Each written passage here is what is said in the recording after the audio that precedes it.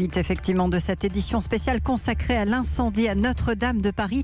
La crainte, évidemment, Pierre, c'était que le trésor de la cathédrale ne disparaisse dans les flammes. Et si les 12 apôtres et les 4 évangélistes qui ornaient le toit ont échappé au feu, puisqu'ils avaient été envoyés la semaine dernière en restauration à Périgueux, on avait bien sûr peur pour le reste. Le coq de la flèche qui s'est effondré a fondu dans les flammes. Et vous allez l'entendre, d'autres trésors ont pu être évacués, tandis que des pièces maîtresses ont échappé au brasier. Les précisions de Laurent Prade, il est le régisseur de Notre-Dame de Paris, chargé de l'inventaire des objets d'art. Dans la nuit, les œuvres majeures ont été sauvées.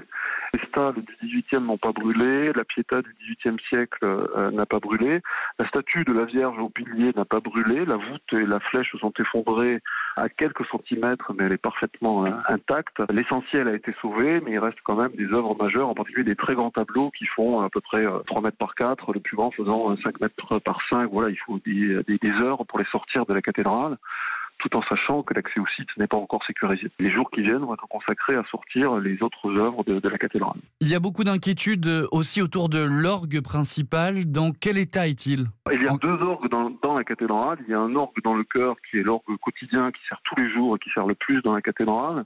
Celui-là, bien sûr, a été copieusement arrosé, mais c'était pour préserver les stalles du XVIIIe siècle qui sont juste en dessous.